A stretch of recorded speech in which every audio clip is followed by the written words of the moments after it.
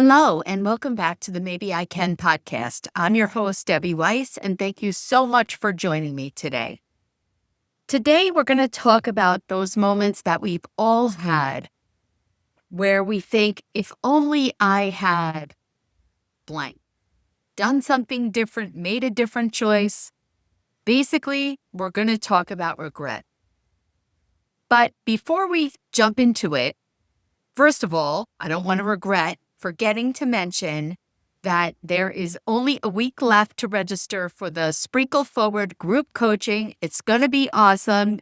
I want to meet you. I want to work together and figure out what you need to do, those sprinkles, those small shifts that we can do together to start changing the direction of your life. And maybe it doesn't have to be something as grand as changing the whole direction of your life, but just to improve your life or make it more fulfilling or find out who the heck you are. I was journaling this morning and realizing, I don't know, I feel like as women in general, we do everything for everyone else. We worry about everyone else. And it's not our parents and our kids and our friends, and we volunteer at different organizations. We are just giving. I think that is who we are as women. And we never step back and think, I don't want to say, what about me? But kind of, what about me? What did I want out of life? And this topic is really what catapulted me into everything that I'm doing now. Because at the age of 50, something for me about the number 50, for you it might not be 50, maybe you haven't felt this way. Maybe it was 40, maybe it was, another age or a life event that made you really take a step back and take a glance of your life as an outsider looking in. And when I did that, I thought, okay, yeah, I've been there for everyone in my life, but have I been there for me? And who the heck am I? Do I like my life? What do I regret that I haven't done? And that's where I have, since that time, I was 50, so in October I'll be 62. That kind of set me on this journey that I want to share with others. Something that's happening, or I just wanted to give you also a little bit of, behind the scenes. For me, I'm a fly by the seat of my pants kind of girl. If you follow me on social media, you can probably tell that because I do videos, usually when I'm walking my dog, and I don't have any makeup on, and sometimes it's clear that I haven't really given whatever I'm saying a lot of forethought to sound perfect and succinct and without pause, just like I'm doing now. I do the podcast the same way. Literally, I did not know what I was going to talk to you about until 5 minutes ago. And then I thought, this is it. And I just hopped on here. Hopefully you like that authenticity. I'm not the planner when it comes to this kind of stuff because look, I'm here to share my journey and my own thoughts, hoping that you'll connect with it on some level and look at your own life maybe a little differently. So today, when I was thinking about what do I want to talk about, I've been thinking about my dad. My dad, his birthday was June 26th. He would have been 90 this coming Thursday, and he's been gone for about 14 years now. And when I was 17 and he was 45, almost 46, he had a massive stroke. This is in 1981. Back then, obviously, medicine isn't what it is today. I think today it would have been a completely different outcome, but it wasn't back then. And he became permanently disabled. He was able to get back some function of his leg and did eventually walk again and all the things, but he was never able to work. And my parents soon divorced after he had the stroke. And I was his caregiver for the next 30 years of his life.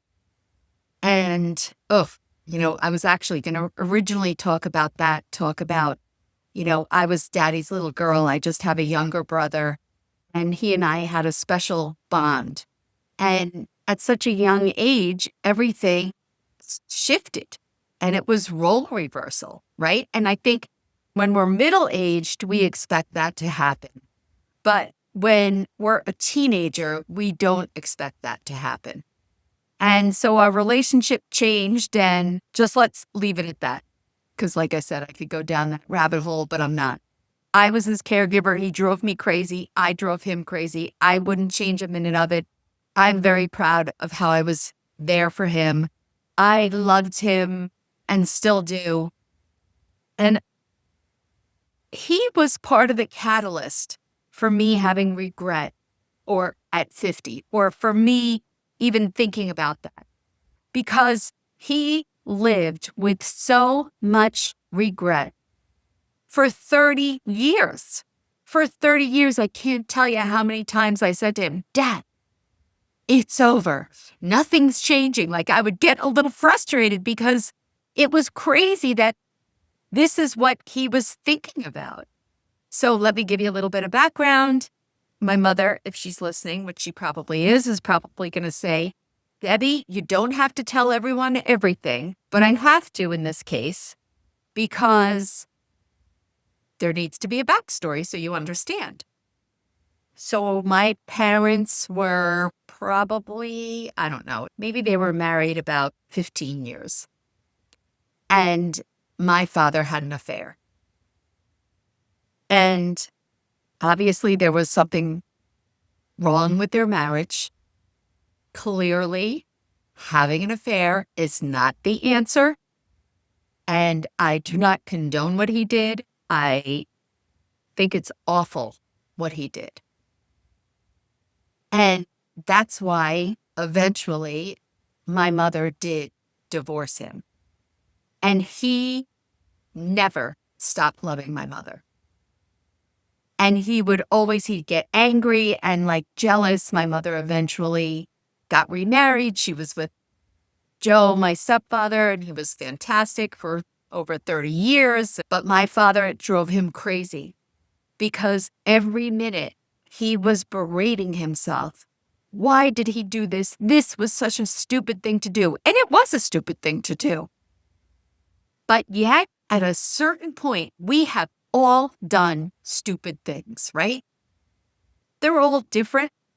They're all, I can share that one of my most recent regrets is that my husband died on December 30th, 2022. Prior to that, he was diagnosed with terminal blood cancer 6 months earlier.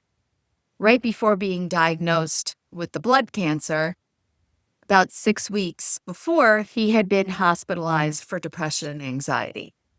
And, he came out, he was doing so much better. But when he received the diagnosis, needless to say, for anyone, that throws you into a lot of feelings, emotions that you just don't know how to deal with. And his depression over the next few months really accelerated. I think it really hit the peak when he turned 65, knowing, I think in his mind, this is it. And eventually, all the doctors, he was seeing an oncologist, he was seeing palliative care doctors. Everybody said, Deb, you've got to get him hospitalized for this depression. He was not having his treatments. He was in bed all the time. He was angry. And it was kind of ugly, it was very ugly how it all went down. He was eventually taken away from where I'm sitting in this room. This was his room, the last year of his life. And he was taken away by the police and because he had threatened the social worker who had come in to talk to him. Not that he would have done anything, but as soon as that happened and they don't have a choice, of course, understandably, it was awful. It was awful. Let's just say it turned into about 4 to 5 weeks of complete and utter hell for him and for me. And when he was finally released, he hated me. And he was very mean to me because he blamed me for the whole thing. Now, did I know literally 3.5 weeks later he would die? And I lived with that regret. Oh my gosh, why did I do that? Why did he have to spend the last few months of his life having this happen to him? And I felt that way for quite some time. And my friends and family would say, you didn't have a choice and everyone was telling you to do this and it's not like you knew what was going to happen. And I think that sometimes we have to give ourselves grace and we have to remember I made the best decision that I could under those circumstances. Everything's easy to decide in hindsight, right? Hindsight is 20/20. Now, going back to my father, of course, there was no circumstance that having an affair was the right choice. He made a mistake. He owned up to it. He was living with the consequences, right? He lost my mother. He was divorced. He did not want to be. He wanted to be with my mom. And for the next 30 years, he was not. I feel like, okay, he paid the price. But instead, he beat himself up every day. Every day. Why? Why did I do it? And I think that there can be two sides of regret. There's this heavy side that he was feeling the guilt and the shame and the rumination. He was trapped. He could not get out of that loop. And I was trapped like that for a couple of years as well with my own rumination. But at a certain point, we have to flip that to the more empowering side. Because we have all made choices that we regret, right? I mean, regret simply means wishing we had made a different choice. There is no one. It's human. There is no one that escapes this. We've all made choices that we regret. But some of those choices, on the flip side of the heavy side, if he got married again, I'm sure he'd never do that again. As long as we learn from those choices, and maybe we needed to make that mistake or make that choice that in hindsight wasn't the best one. I also remember, and I'm not sure if I told you guys this story already, but years ago I was on the school board. I was the only out of like 9 school board members, I was the only one who had a special education student. So that was why I was on the school board. I did it because I wanted those special ed kids to have a voice. And something was going down and I was very unhappy about it. And we were like in an executive session, which means it's private. And anything we say does not get disseminated to the public. And it doesn't matter what it was. I don't even remember. And afterwards, I was talking to this other special ed mom. And she was going on and on and on. And out of my mouth comes, that's never going to happen. Because so-and-so said, and I don't even know if I said who so-and-so was, or I just said, this is what they're saying. This is what other people are thinking. And I said it and I said, oh my goodness, I can't believe I did this. And I asked her, please, I said this in confidence. I wasn't supposed to. And she swore up and down that she wouldn't say anything. And then, I don't know, 2 months later, her husband stands up in public at a board meeting and says something in the microphone. And now the whole board is wondering who the leak is. And it's me. I can't even begin to tell you how sick to my stomach I was.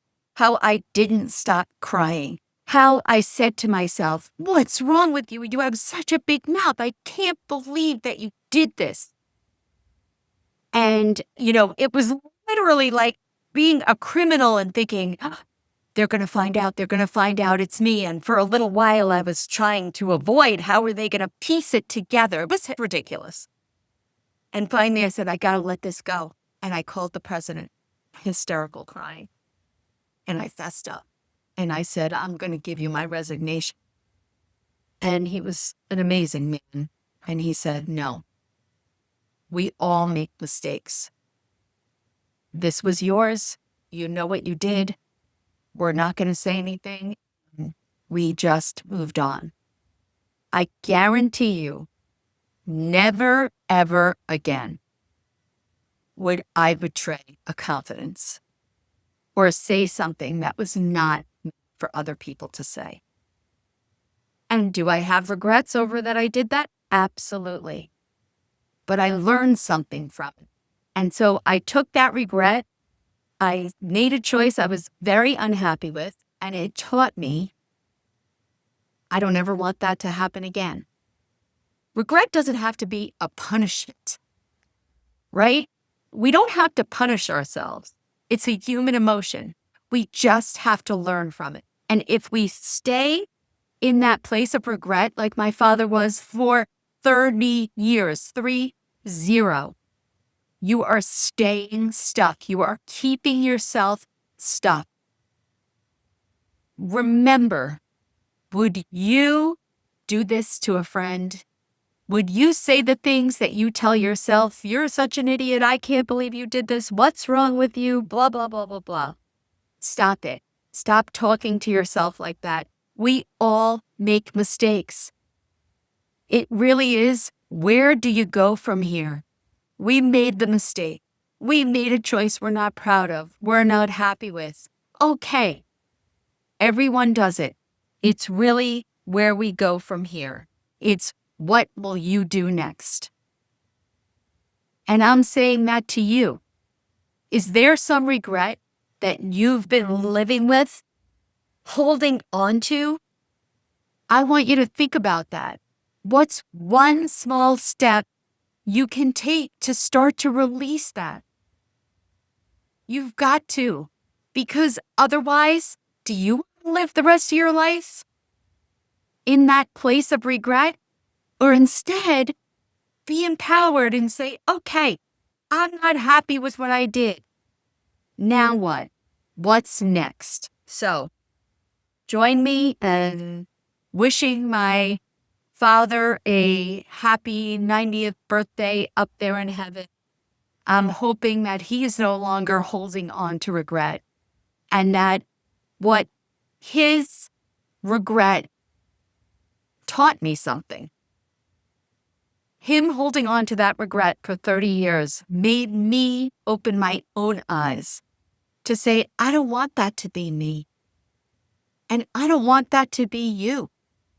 Maybe you're thinking, what if? I always wanted to do this. You can. Don't be that person at the end of your life looking back with coulda, shoulda, woulda. It's now. I'm telling you. Firsthand, I've lived it, regardless of what's going on in your life, regardless of how old you are. You start to take that little step forward. You don't have to live with regrets. There's something that maybe you always had on your heart to do. You can do it. I am begging you. Stop making excuses. Don't be stuck in regret. And let's move forward together. You make it a good week, and I'll see you next week, because maybe we can.